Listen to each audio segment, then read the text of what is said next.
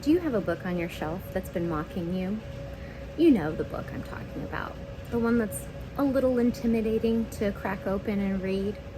Or maybe you want to read it, but you just don't have time. Or possibly you're looking for the next book to challenge your thinking or to help you grow. That's what I'm doing right now. I am helping you and helping myself to crack open those books that sometimes you just need a jump start.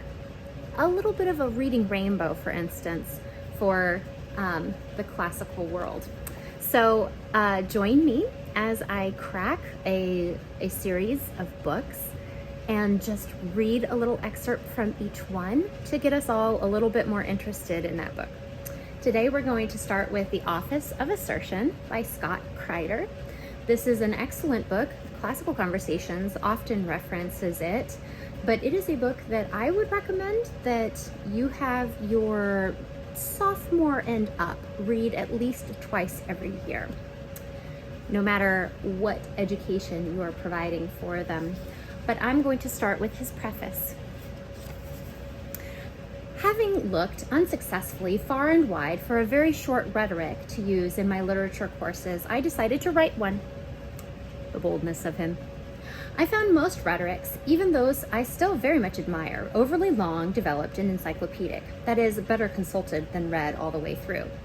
I wanted a shorter treatment, a long essay, not a textbook. Too many others were written with far too low a view of both students' intellects and rhetoric's nature. You have in your hands, then, a brief but serious rhetoric, one which can be read profitably in a weekend, and which, for the interested student, can be used as an introduction to the classical art of rhetoric and composition. Though I do think that advanced high school students, homeschoolers, and even professional writers will find the book profitable, it has been written primarily to the first-year college student. 4 of the book's characteristics require comment. First, it is informed both by the classical rhetorical tradition and more recent discoveries concerning the writing process. Second, because I teach literature in a school with a core curriculum founded on great books, the approach is admittedly old-fashioned and assumes that the reader is interested in writing about those texts which have proven to be essential for anyone who wishes to understand rather than simply dwell within the contemporary world, which honestly is one of the most elegant descriptions of what classical education is trying to get to. What both celebrants and critics of multicultural education have failed to understand is this: culture has always already been multicultural.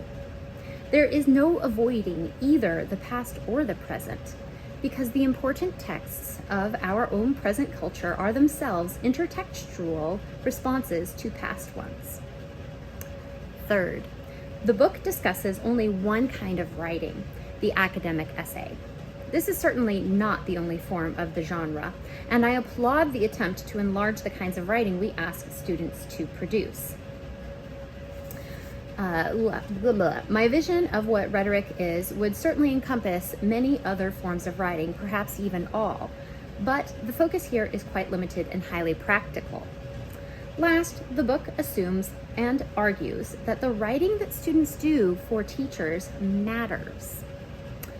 That in itself, such writing is perhaps one of the most important intellectual, emotional, and spiritual experiences in the life that students and teachers share.